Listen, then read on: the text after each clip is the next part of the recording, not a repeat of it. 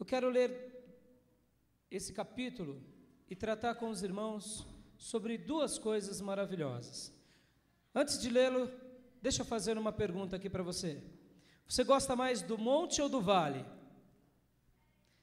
Você gosta mais do monte, onde você se aproxima de Deus, onde você contempla Deus, ou você prefere o vale da sombra e da morte? O lugar onde é meio escuro, tenebroso, lugar onde tem uivos de lobo, que o vento sopra frio. O que você prefere? Eu acho que essa pergunta, ela não tem comparação. Quero crer que todos nós queremos o Monte das Oliveiras, o Monte Sinai, o Monte Horebe, o monte onde Jesus ia orar, o Monte da Transfiguração. Queremos ver Deus e aprender de Deus. Não é verdade? É verdade. Então, quero ler aqui com os irmãos, quero ler aqui esse texto de Marcos capítulo 9, depois a gente vai fazer uma oração para que Deus realmente fale conosco, em nome de Jesus. Versículo 1 de Marcos 9 diz assim: ele lhes disse, garanto-lhes que alguns do que aqui estão de modo nenhum experimentarão a morte, antes de verem o reino de Deus vindo com poder. 6 dias depois, Jesus tomou consigo Pedro, Tiago e João e os levou a um alto monte, onde ficaram a sós. Ali ele foi transfigurado diante deles. Suas roupas se tornaram brancas, de um branco resplandecente, como nenhum lavandeiro no mundo seria capaz de branqueá-las. E apareceram diante deles Elias e Moisés, os quais conversavam com Jesus.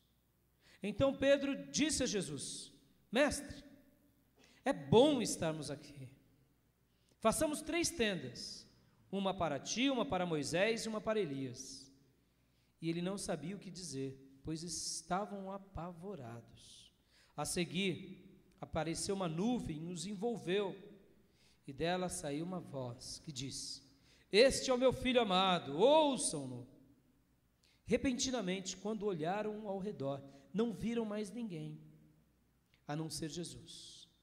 Enquanto desciam do monte, Jesus lhes ordenou que não contassem a ninguém o que tinham visto, até que o Filho do Homem tivesse ressuscitado dos mortos. Eles guardaram o assunto apenas entre si, discutindo o que significava ressuscitar dos mortos. E perguntaram: por que os mestres da lei dizem que é necessário que Elias venha primeiro? Jesus respondeu: de fato, Elias vem primeiro e restaura todas as coisas. Então, porque está escrito que é necessário que o Filho do Homem sofra muito e seja rejeitado com desprezo? Mas eu lhes digo, Elias já veio, e fizeram com ele tudo o que quiseram, como está escrito ao seu respeito. Até aí, vamos orar? Pai, fala ao nosso coração nessa noite, em nome de Jesus Cristo. Que a Tua palavra seja ministrada, que o Teu Espírito ilumine o nosso coração, a nossa mente, e essa palavra possa ir aonde o Senhor desejar, através da vida dos Teus filhos, através dos meios de comunicação, através da nossa vida, para a glória do Teu nome. Amém. Amém, amados? Que cena maravilhosa, que cena esplendorosa. Por quê? De repente, Jesus chama dos 12 os seus 3 principais e diz: venham comigo, vamos fazer um passeio, e leva eles para orar. Percebam, irmãos, Jesus tinha mais afinidade com Pedro, Tiago e João, e dos 3, Pedro era o líder dos 12. Os 3 repartiam a responsabilidade dos 12. Toda a Bíblia você vai ver liderança, em toda a Bíblia você vai ver esse trabalhar do Senhor, essa direção do Senhor. Sempre haverá da parte de Deus uma liderança, sempre haverá da parte de Deus líderes, pessoas que sempre estarão ali debaixo da autoridade de alguém. E esses 3 apóstolos representam aqui os 3 líderes principais da igreja de Jesus. E olha que fantástico. Jesus então chama eles e fala: venham comigo, vamos orar, vamos ficar um tempo a sós. E quando eles estão ali a sós, orando, Jesus se transfigura.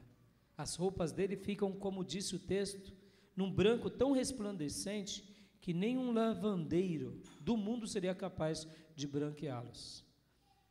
Sabe aquela roupa bem branquinha, irmã, que você gosta de pôr ali os seus produtos, para deixá-las alvas, brancas, bonito, não aquele branco meio sujo.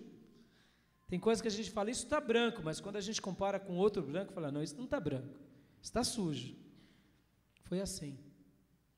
E Pedro era o falador da turma. Pedro, na hora que vê aquilo, Jesus, vamos ficar aqui, Jesus, vamos ficar aqui. Vamos fazer 3 tendas, porque de repente eles veem Moisés e Elias, e os 3 conversam.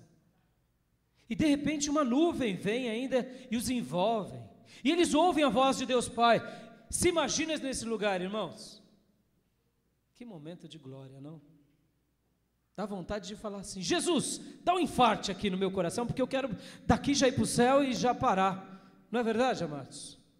Alguém já disse que a melhor hora de um pastor ou de um pregador morrer é essa hora que a gente fala com vocês. E é verdade, irmãos. Como é nobre ser instrumento de Deus. Como é nobre poder ouvir a voz do Espírito e transmitir à igreja. É como se nós sentíssemos a presença de Deus. E não há momento mais sublime do pregador do que morrer num momento como esse. Porque seria como se Deus abrisse uma porta e ao abrir a porta, já está no céu, nos braços de Jesus. Por isso que Pedro aqui afobado vai falar isso. Vamos fazer, Jesus, vamos. E aí, o texto mesmo diz, ele não sabia o que dizer, estava apavorado.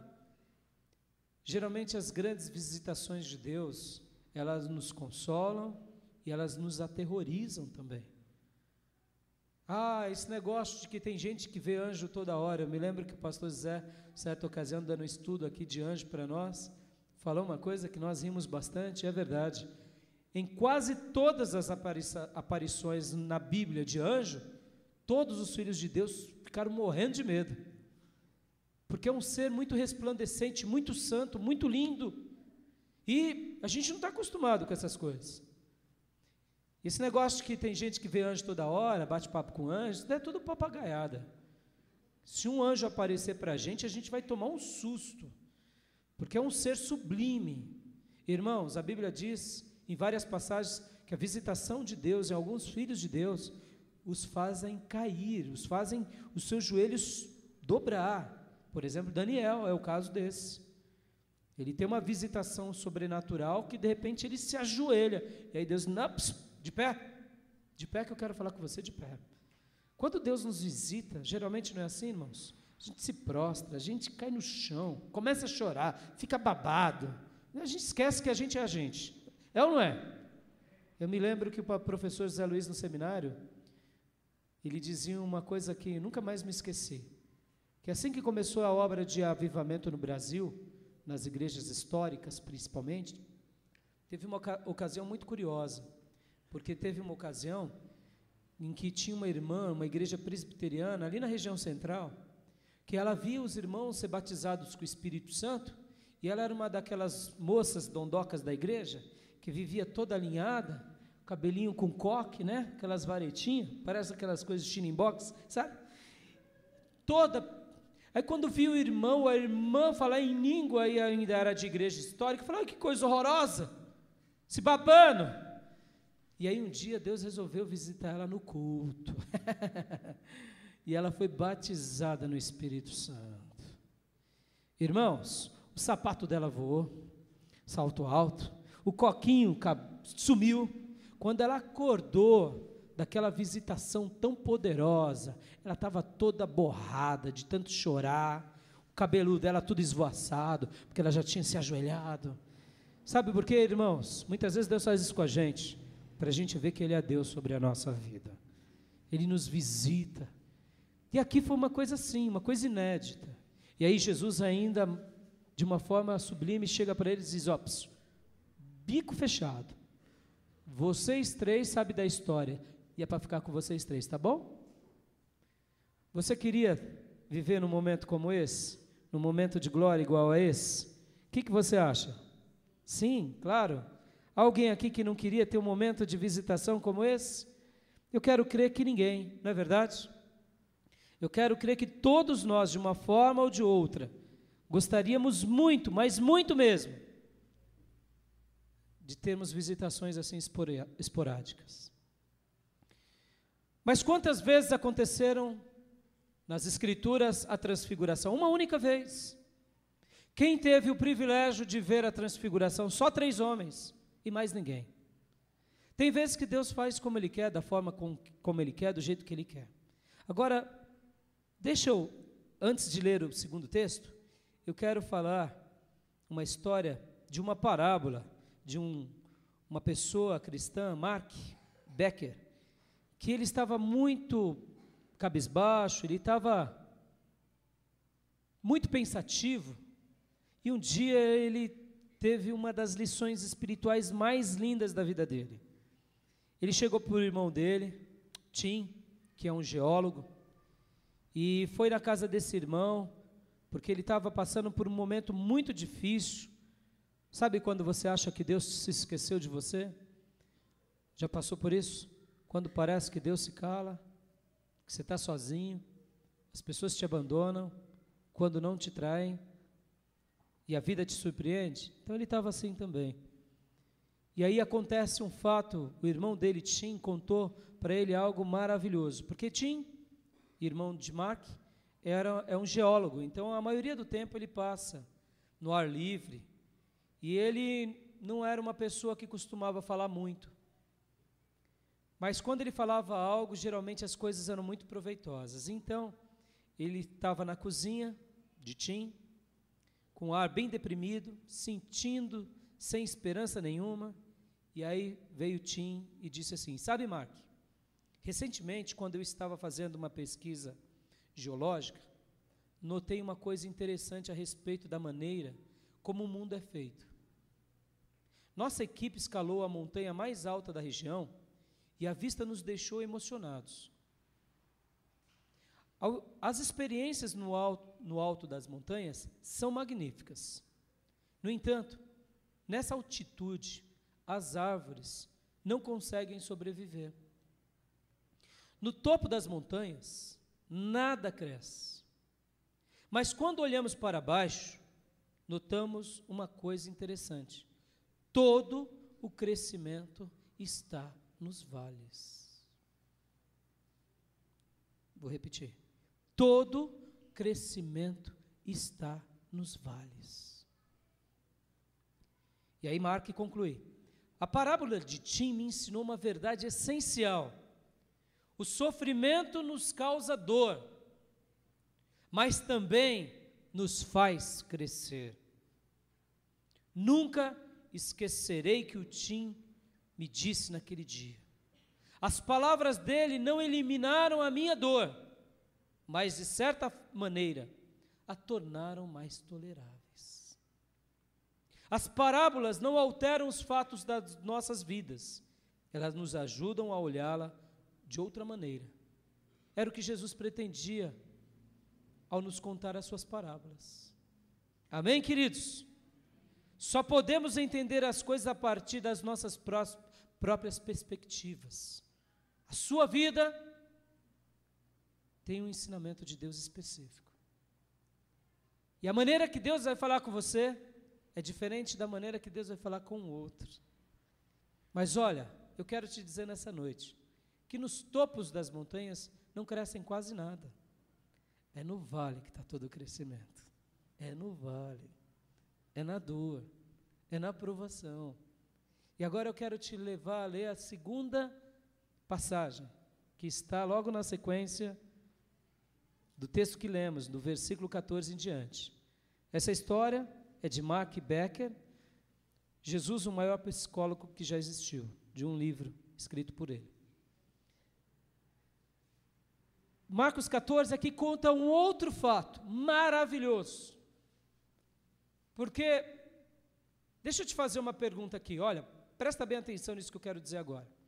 É maravilhoso a vida na igreja ou não é? É ou não é? É maravilhoso estar aqui na igreja? A gente sente a presença de Deus, o amor dos irmãos, a intercessão dos irmãos, aqueles que nos amam choram conosco. A igreja, irmãos, sejamos honestos, dá vontade de fecharmos as portas e vivermos dentro dela, porque é um lugar maravilhoso.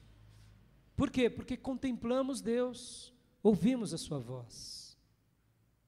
Mas o verdadeiro crescimento está lá fora no vale, lá fora. Eu sei que nós, de bate-pronto, queremos dizer assim, não, pastor, deixa eu morar aí na igreja, deixa eu fazer minha tenda e ficar aí contemplando a glória de Deus, louvando com o ministério de louvor, porque como é maravilhoso, quando nós ouvimos o hino Tocou-me, por exemplo, hoje eu cantei ele de uma forma especial, cantei ele de uma forma diferente, porque ele falou comigo demais. Como é bom poder cantar, louvar a Deus, junto com o povo de Deus. Mas esses momentos de transfiguração, se não estiverem acompanhados do vale, se tornam estéreis, se tornam insípidos e sem crescimento. Assim que Jesus desce do monte, ele desce do monte, versículo de número 9, vejam comigo, enquanto desciam do monte, Jesus desceu ou não desceu? Desceu, não foi?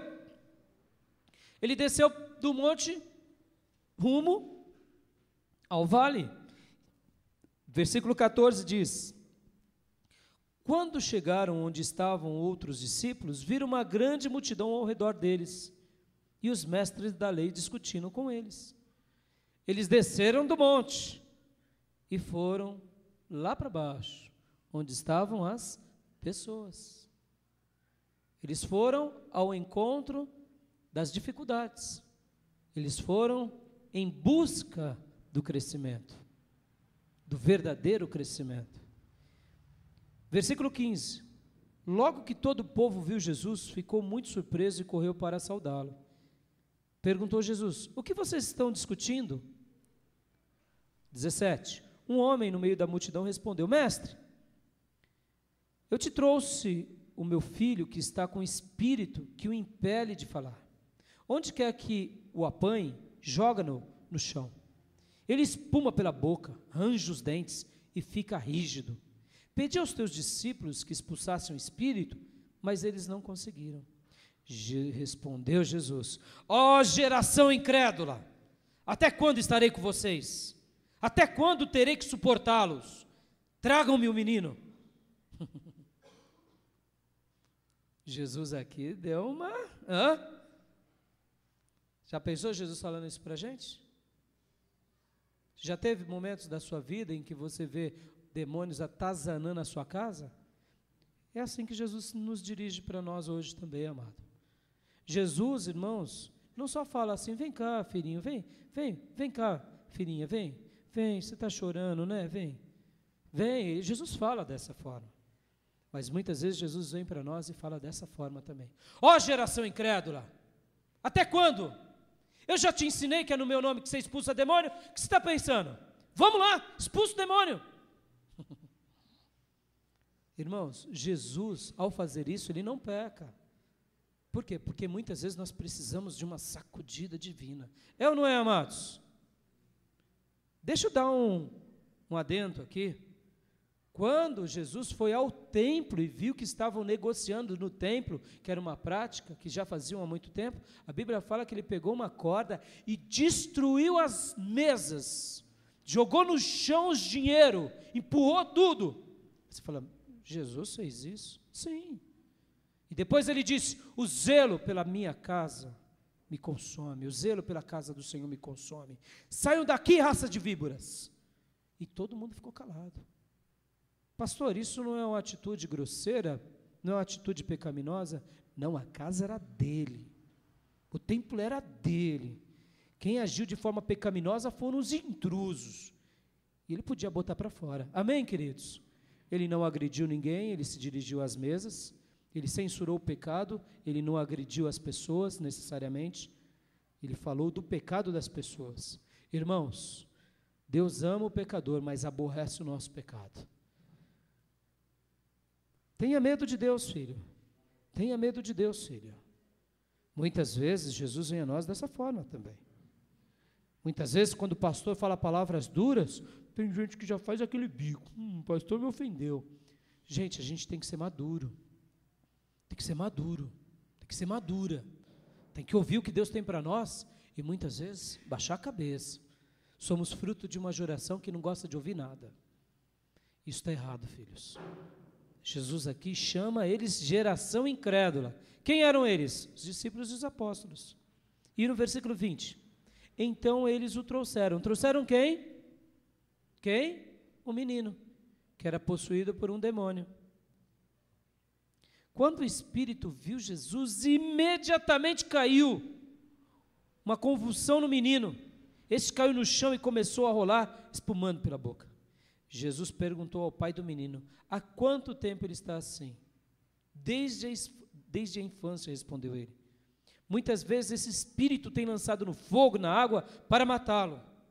Mas se podes fazer alguma coisa, tem compaixão de nós e ajuda-nos. Se podes, disse Jesus, tudo é possível àquele que crê. Imediatamente o pai do menino exclamou, creio, ajuda-me a vencer a minha incredulidade.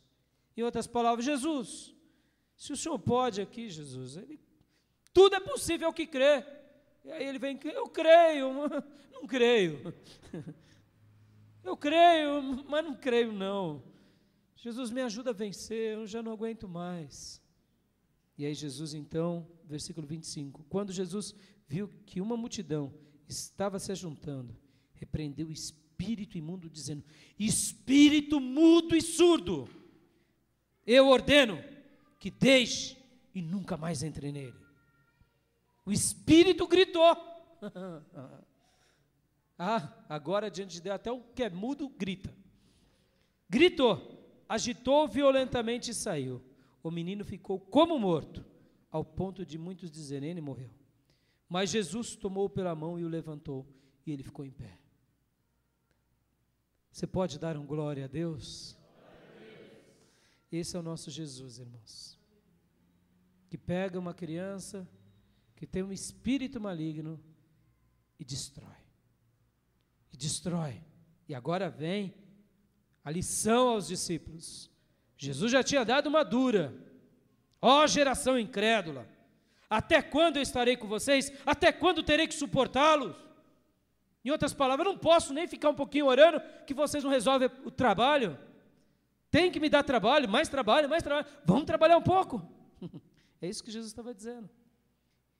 Versículo 28. Depois de Jesus ter entrado em casa, seus discípulos lhe perguntaram em particular, por que não conseguimos expulsá-lo?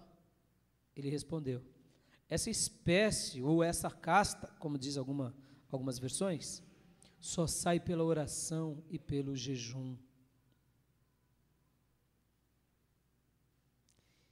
Eles saíram daquele lugar e atravessaram a Galiléia. Jesus não queria que ninguém soubesse onde eles estavam, porque estava ensinando aos seus discípulos e lhes dizia, o Filho do Homem está para ser entregue nas mãos dos homens. Eles o matarão e 3 dias depois ele ressuscitará. Mas eles não entendiam o que ele queria dizer e tinham receio de perguntar-lhes. Eles tinham um receio. Jesus, muitas vezes, eles perguntavam alguma coisa a Jesus, irmão, é alta rotação. Alta rotação. Não está entendendo? Presta atenção. Jesus, em várias passagens, quando a gente vê, Jesus disse, eu já te expliquei. Em outras palavras, quem está falando, eu não vou ensinar de novo não. Aprenda, abre os olhos. Eu não tenho tempo para perder. Tem vezes, irmãos, que Deus faz alguma coisa assim com a gente. E Ele fala de uma forma categórica. Por quê? Porque nós achamos que Deus é brincadeira. Sejamos honestos. Quantas são as vezes na nossa vida que a vida cristã não passa de uma grande brincadeira?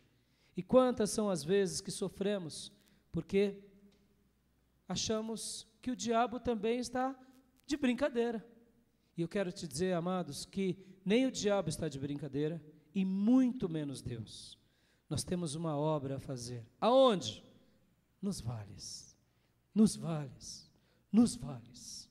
Nessa noite, Deus quer que estejamos aqui, nos alimentando desse momento de transfiguração, sendo curados, para que a nossa vida lá no vale tenha efeito.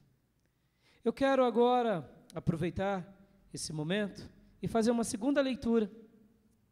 Uma leitura de um texto da ceia, porque hoje nós estaremos ceando. E eu quero fazer essa segunda leitura na perspectiva de uma avaliação da nossa vida, de um checklist da nossa existência. Queridos, os apóstolos e discípulos aqui ficavam com medo de perguntar para Jesus. Não estavam entendendo nada e ficavam com medo. E o que isso remete? Isso remete ao seguinte pressuposto: eles tinham medo de tomar mais duras, mas eles queriam aprender. Tanto é que a descrição dos evangelistas é nessa descrição de que eles estão querendo saber, mas estão com medo de tomar dura. Eles estão querendo saber, mas estão com medo de tomar outra bronca. E eu não vou perguntar para o chefe de novo, não. Vai que ele fala de novo. Eu vou nada.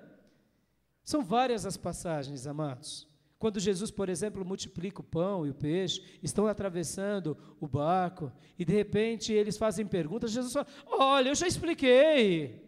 Jesus tinha hora que tratava de uma forma em alta rotação o seu ensino. No começo, não.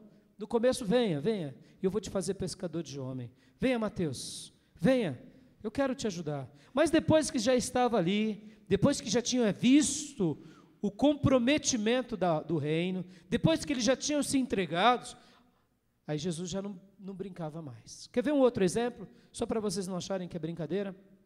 Jesus, certa ocasião, faz a multiplicação dos pães e dos peixes, e depois as pessoas procuram Jesus, aclamando ele para que ele se tornasse rei. E aí Jesus diz, em outras palavras: olha, eu não quero ser rei, eu não quero fazer esse joguete aqui, esse joguete tão barato. Na realidade é o seguinte: eu quero dizer para vocês, que quem não comer do meu pão, quem não beber do meu sangue, não tem parte comigo. E Jesus ali dá uma palavra dura àqueles que o ouvem, e a Bíblia fala que ao ouvirem essas palavras duras, muitos o abandonam, muitos o deixam. Se você quer confirmar comigo, abra lá em João 6, versículo de número 60, vamos confirmar nas escrituras. Ele faz a multiplicação dos pães, multiplica pães e peixes por uma quantidade de gente maravilhosa, muita gente. Essas pessoas, ao verem que Jesus era um profeta de Deus, querem de fato fazê-lo se tornar rei naquele momento, e ele sai do meio dessa multidão e diz: eu não quero isso, não é esse o propósito, porque as pessoas queriam Jesus, porque queriam comer pão de graça. Entenderam, gente? Que rei maravilhoso é esse, que vai me dar pão toda vez que eu pedir, que vai me dar cura toda vez que eu pedir? Mas aí Jesus vem e diz assim: eu fiz o milagre, mas o meu propósito não é te dar pão de graça, é te ensinar a viver intimamente com Deus, é te ensinar a ser alguém que nos lábios e na vida tem a palavra de Deus. E aí Jesus então, seguindo o capítulo 6, fala que ele é o pão da vida, e depois fala sobre aquilo que as pessoas deveriam praticar, que é comer o pão e beber o vinho, que era o corpo e o sangue dele. E aí, versículo 60, ao ouvirem isso, muitos dos seus discípulos disseram: dura é essa palavra, quem pode suportá-la? Está aqui ou não está?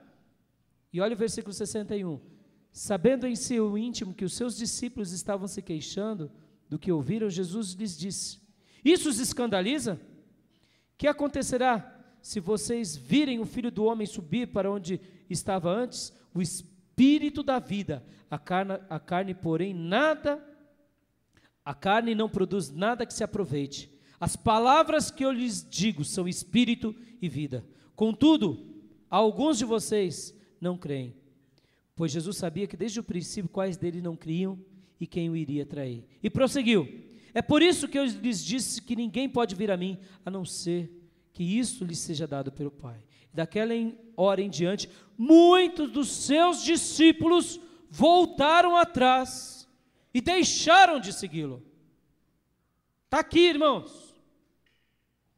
Muita gente que comeu o pão, viu o milagre, ao ouvir as palavras duras de Jesus, falou: ah, é duro demais, estou fora, não quero não. Esse negócio aqui eu achava que era melhor, eu achava que era só chegar lá e falar: me cura, Jesus, me cura, me dá pão, Jesus, me dá um peixe, Jesus, me dá. Ah, tá bom demais isso. Irmãos, o Evangelho de Jesus ensina as flores, as rosas, mas Ele nos dá também os espinhos, amém, amados? E os espinhos não são porque Deus não se esqueceu de nós, é porque de fato o Evangelho de Jesus é um Evangelho sério, não é uma religião qualquer, é a comunhão com o Cristo ressurreto, é a transformação das nossas vidas, é a vida de Deus em nós. E aí Jesus, então, vendo esse desfecho, que muitos estão indo embora, no versículo 67 de João 6 diz: Jesus perguntou aos 12, e vocês também não querem ir? Olha, tinha hora que chicote estralava, não é? Tinha hora que o cajado comia solto. Está indo, né, Emília? Mas imagina como que era estar ao lado do mestre. Era maravilhoso, mas os ensinos, vamos lá, né? Que nem dizem as professoras, não fica pensando na morte da bezerra, não. Não é assim? Fica pensando na morte da bezerra. E já era, perdeu a benção, perdeu o ensino. E aqui Jesus diz para eles: olha, vocês também não querem ir embora? Versículo 68, Simão Pedro lhes disse: Senhor, para quem iremos? Nós cremos e sabemos que és o Santo de Deus. Então Jesus respondeu: não fui eu que os escolhi, os 12? Todavia um de vocês é diabo. Olha só, Jesus está falando aqui de Judas, e ele se referia a Judas. Um de vocês é um diabo. Oh, meu Deus do céu, que chicotada. Dá umas duras para cá, para lá, ainda fala que tem um dos 12 que é um diabo. Já pensou? O pastor chega aqui na igreja: tem um de vocês que é diabo. Ah, pronto, estou preso. Estou preso. Ah, chamou de diabo, estou preso. Não é? Mas foi o que Jesus fez, irmãos. É claro, Ele é o Ser Supremo, a gente pode errar, Ele não errava. Mas por que eu estou falando tudo isso, queridos? Eu estou falando tudo isso sobre essa necessidade de saber quem é Deus, de saber o que o Evangelho é sério, porque só pessoas altamente comprometidas podem ir no vale e fazer uma diferença. Amém, queridos? Se nós não estivermos atentos, porque vamos voltar lá para Marcos capítulo 9, vamos voltar lá para Marcos capítulo 9? Vamos voltar para aquele momento em que eles estavam dentro de casa, ali, já não tinha uma multidão ao redor, estavam ali quietinhos, chegaram assim para Jesus e disseram: Jesus, por que a gente não pôde expulsar aquele demônio, hein, Jesus? O Senhor não disse que era no teu nome? O Senhor não falou para a gente que bastava falar: vai embora em nome de Jesus, e o bicho cai por terra? A gente fez isso, Jesus. Mas não é assim, Jesus. Aí Jesus vem aqui e dá mais uma lição. Pode ver, essa lição Jesus tinha ensinado do jejum e da oração? Não. Jesus tinha ensinado do nome dele. Mas essa lição ainda não tinha ensinado, por isso que ele foi paciente. Então ele está dizendo assim: olha, gente, é o seguinte, realmente tem demônios que só de você dizer Jesus, o diabo, vai embora. É verdade. Por isso que a gente tem que falar muito o nome de Jesus, viu, amados? Por isso que a gente tem que clamar muito o nome de Jesus e o sangue de Jesus. Só do capeta ouvir Jesus, já cai. E vai embora. Porque Jesus é luz. Jesus é o Filho de Deus, é o nosso Salvador, amém? Mas tem algumas castas, ou seja, alguns tipos, espécies. Só para você ter uma ideia, a casta na Índia seria a hierarquia social. Lá na Índia tem a casta dos príncipes, a casta dos operários e a casta da plebe. E Jesus está dizendo que no mundo espiritual existem escalas, existem espécies. E algumas espécies nós precisamos estar mais sintonizados com Deus. Nós precisamos estar num patamar de consagração. Num patamar, relembrando aqui a leitura anterior, do Monte da Transfiguração. Nós precisamos estar orando mais, jejuando mais. Em outras palavras, nos consagrando. Eu me lembro, irmãos, quando eu estava para vir para Ferraz de Vasconcelos, Deus me permitiu passar por uma das experiências mais lindas da minha vida. Eu tinha acabado de me formar, não me recordo. Eu estava, eu acho que no último ano do seminário, eu tinha acabado de me formar no seminário. E nesse período, Deus estava me trazendo para Ferraz, e eu não sabia que igreja ainda eu ia ficar. Então, por essa razão, eu estava frequentando a Coerp. Eu gostei dos trabalhos, eu trabalhava no centro, e eu vim congregar aqui em Ferraz. Então, eu morava em Itaquera, pegava um ferraizão, 1 hora de ferraizão, e chegava aqui. Muitas vezes, dias de semana, eu vinha direto do meu emprego. Desci Itaquera, pegava o ônibus e vinha direto para a Coerp. E depois pegava o ferraizão e ia lá para o Parque do Carmo, descia no Parque do Carmo, pegava outro ônibus, porque o ferraizão não ia para onde eu morava. Eu morava ali atrás, do lado do Sesc Itaquera. Aquela rua do Sesc Itaquera onde eu morei, a minha vida toda. E eu vinha durante a semana. Sempre amei a Deus e sempre amei a obra de Deus. E um dia, depois do culto da Coep, um culto de oração, que acabou por volta de 9 horas da noite, tinha uma senhora andando na avenida, querendo se suicidar. Irmão, sabe aquelas cenas horrorosas? O carro vinha, a pessoa ia em frente do carro, falei, ai meu Deus do céu, virei o rosto. Estava no ponto, falei, ai meu Deus do céu, matou. Aí quando eu olho, o carro, dizem que Deus ama as criancinhas e os bêbados, não é? É verdade, gente, é incrível o que bêbado faz. E aquela senhora estava, catando galinha, pezinho redondinho. E ela se jogando nos carros e os carros desviando dela. Aí, irmãos, a segunda vez, ai, vai morrer, meu Deus do céu. Aí eu falei, aí eu saí correndo, peguei ela. Nessa época eu era solteiro, amados, ainda, não tinha casado. Eu lembro bem que eu me casei em 94 e eu me formei em dezembro de 93 no seminário. Foi por ali, eu sei que eu ainda era solteiro, estava sozinho. Peguei essa mulher e falei, mulher, o que você está fazendo? Minha vida não tem jeito, aquele bafo de cachaça.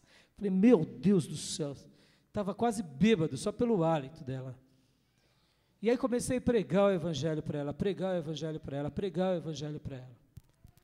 E eu me lembro, irmãos, que eu fiquei pregando para ela, eu tinha uma Bíblia, e o nosso irmão Davi Bordon, do seminário, ele fazia umas capas de couro maravilhosas, escrevia as frases que você desejava. Eu ainda tenho algumas Bíblias assim, e ficava uma Bíblia personalizada.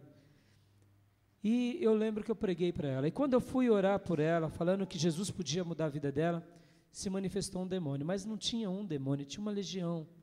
Então me deu um trabalhão. E eu expulsava e vinha outro, eu expulsava e vinha outro. Falei, meu Deus, e ainda mais de cachaça? Irmão, é complicado, viu? Mas eu lembro que eu fiquei ali orando, e aí de repente chegou uma pessoa, um jovem, e as pessoas passavam, e elas olhavam assim, e falavam, não é nada não, fica tranquila, só está com um demônio aqui, fica tranquila. As pessoas, tinha umas que se benziam, né? Tem um demônio. Aí teve um garoto, um rapaz, irmãos, aquela cena eu jamais vou me esquecer. E aí ele falou assim, eu posso orar por ela também, né? Eu falei, pode. E aí ele começou a orar por ela e de repente pôs a mão assim na cabeça dela e fazia assim, de jeitinho. Eu lembro, nunca mais esqueci. Eu falei, ué, esquisito, né? Nunca vi, tem que pôr a mão em forma de pirâmide. A Bíblia fala em nome de Jesus, mas não sei.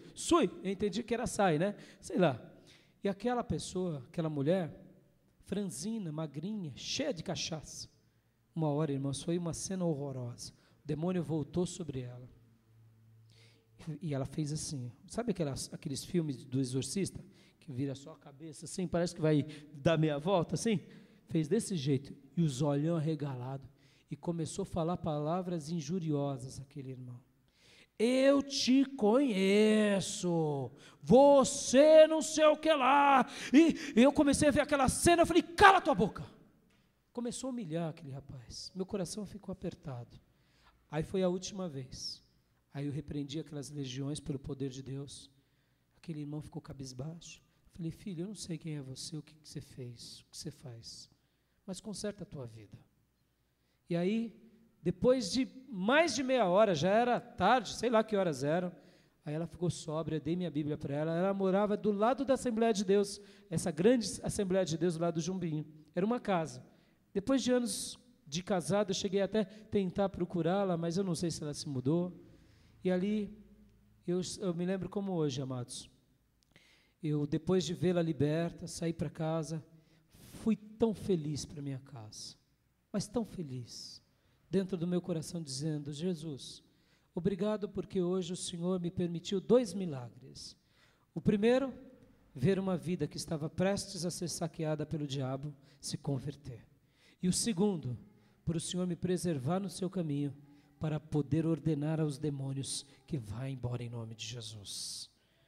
E isso só me encheu de ânimo, de contentamento, de dizer, eu tenho que me consagrar. Porque olha o que o diabo faz. Olha o que o diabo faz. Quando tem pessoas brincando com o diabo humilha a gente. Eu não julguei aquele irmão, eu não condenei ele, mas eu tive compaixão dele. Sabe por quê, irmãos? Deixa eu dizer uma coisa para você. Nós não fomos criados para sermos humilhados pelo diabo. Nós fomos criados para que o diabo fique debaixo dos nossos pés. E por essa razão que a gente tem que lembrar que o Monte da Transfiguração é um lugar maravilhoso. E a gente deve manter-se nele, para que quando a gente for lá fora, a gente possa expulsar todos os demônios que Deus nos permitir expulsar. Amém, queridos? Mas a gente tem que se lembrar de uma coisa, a gente não pode brincar, e que a gente tem que aprender com o Mestre, e que a gente tem que pagar o preço que o Mestre nos ensina. E qual é o preço que ele nos ensina? Uma vida de vigilância, uma vida de oração e uma vida de jejum. Em outras palavras, para que serve o jejum? Para nos consagrarmos, irmãos, para ouvirmos a voz de Deus, para sermos sensíveis à voz do Espírito Santo, para sermos canais de bênção, porque foi para isso que você e eu nascemos.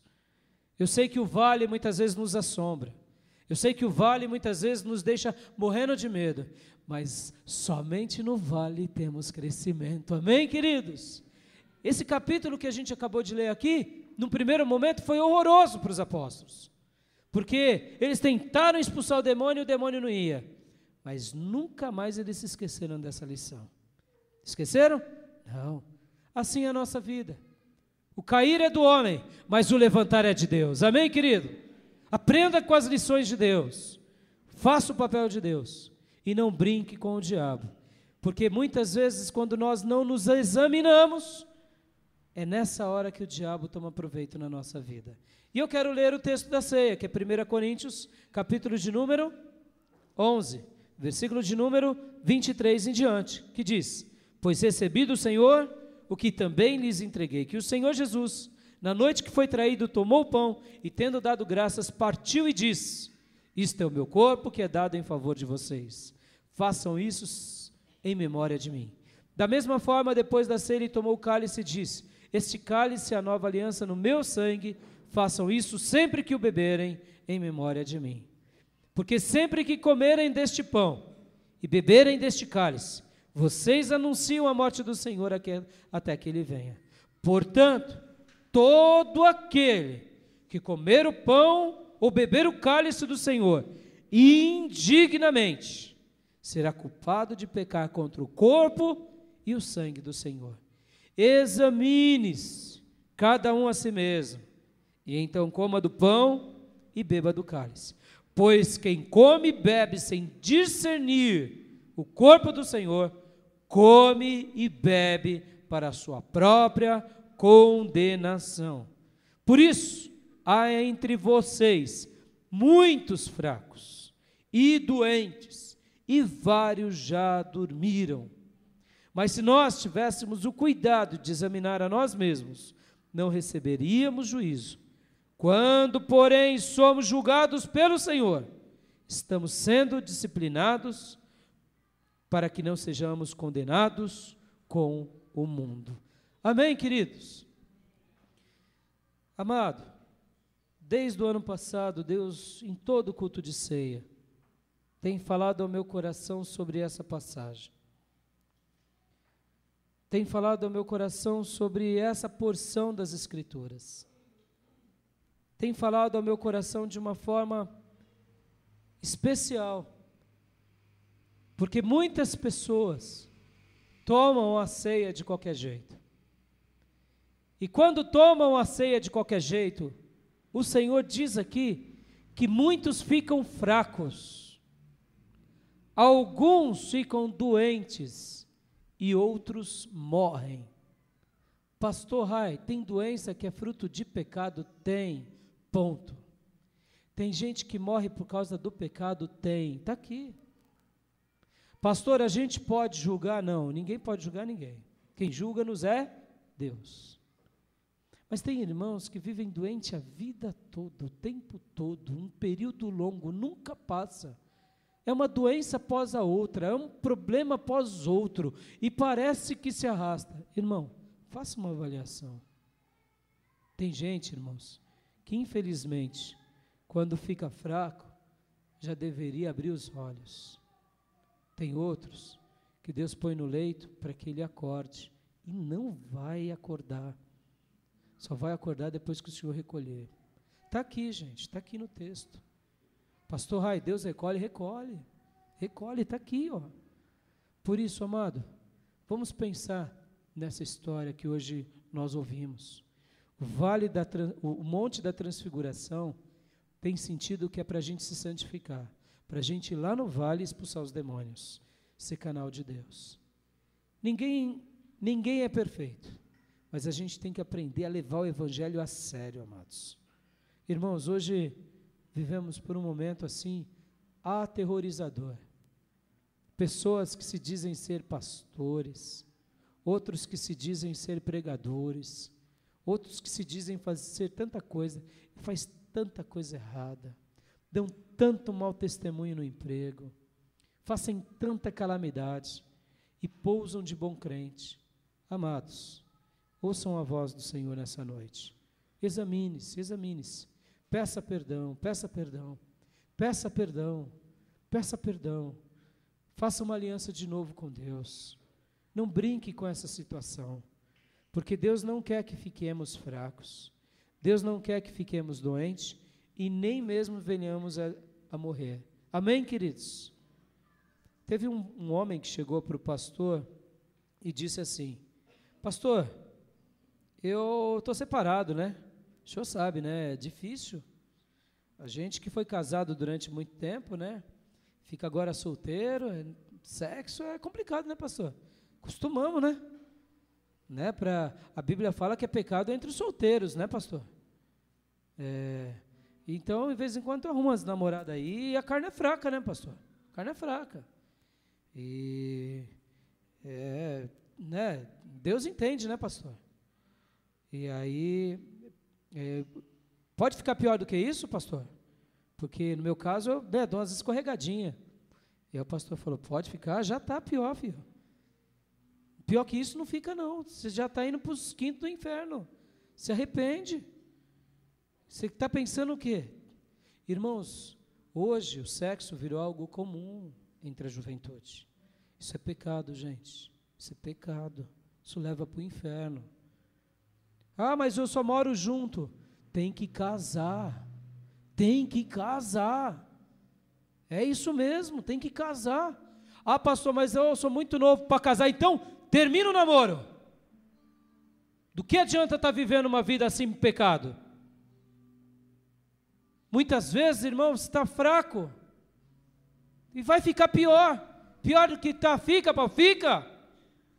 Vai ficar doente, pode ser recolhido. A gente tem que ter medo do inferno, gente. Tem que ter medo. Jesus disse assim: não tema o diabo que só pode matar o corpo. Tema a Deus, que além de matar o corpo, joga no inferno.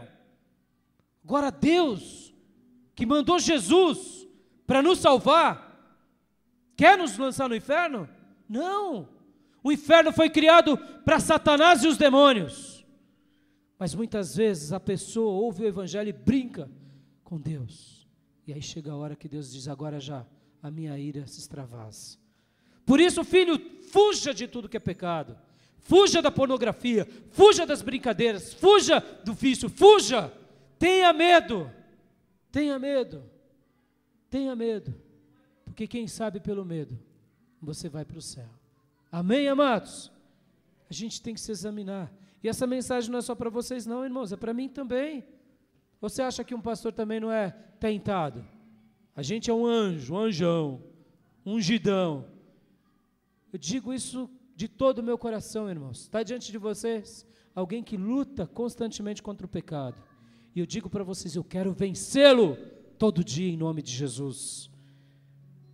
Pastor, mas e aí? E aí que é simples, é se santificar e se consagrar e viver para Deus. Amém, queridos?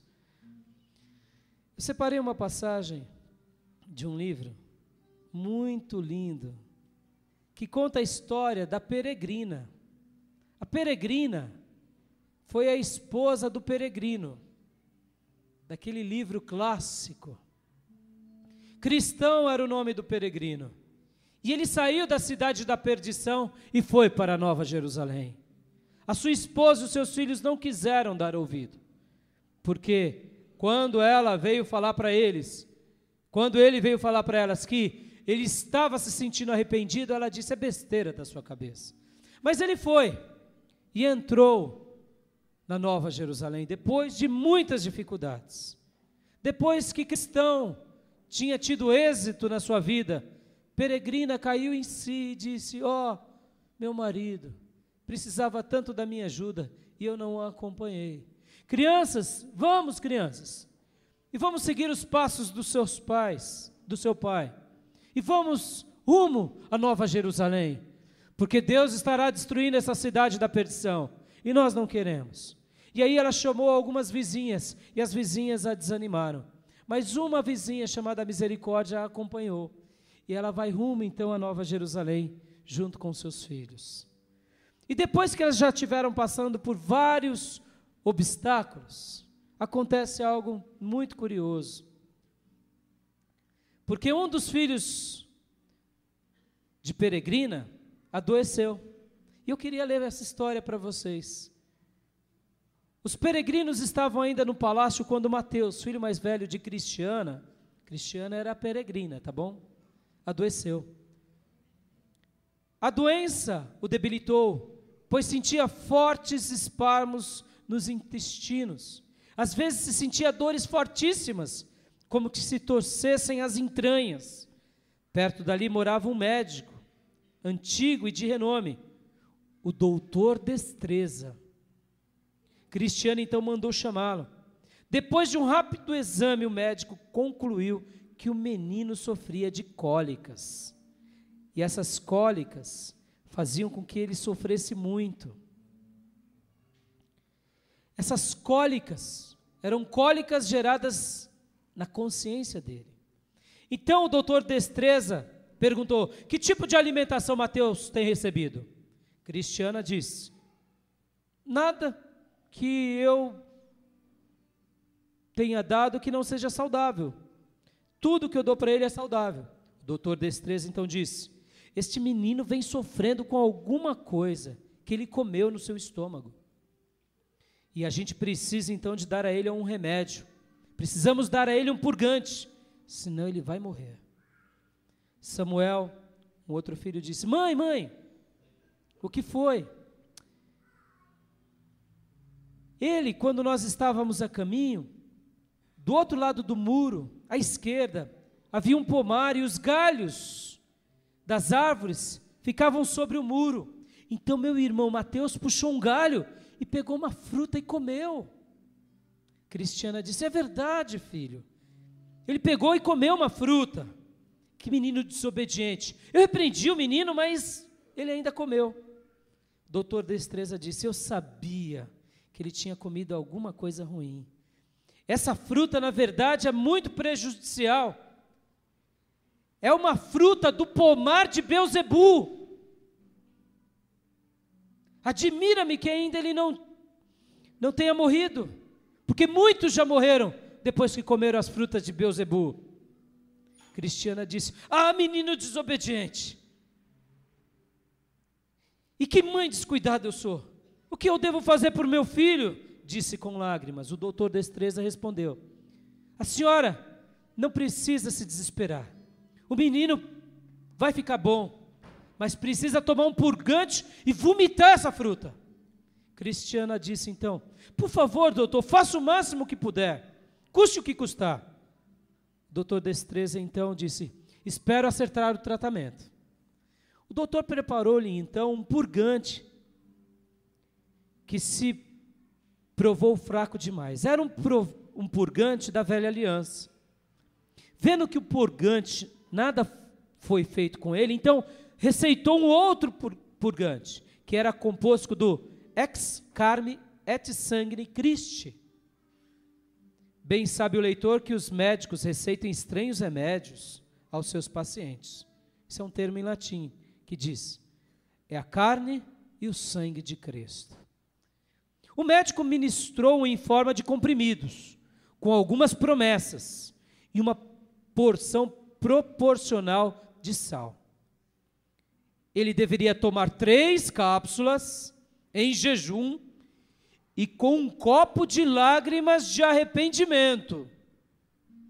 Presta bem atenção.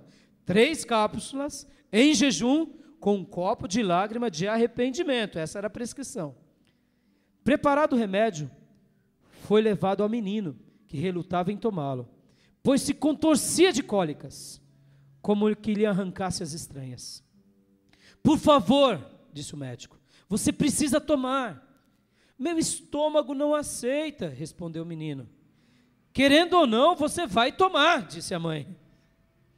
Mas depois vou vomitar tudo de novo, argumentou o filho.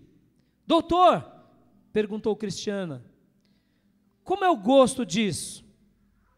Não tem sabor ruim, disse o doutor, sugerindo à mulher que provasse um dos comprimidos. Ela o tocou com a ponta da língua, um deles. Ah, Mateus, o remédio é mais doce do que o mel, assegurou sua mãe.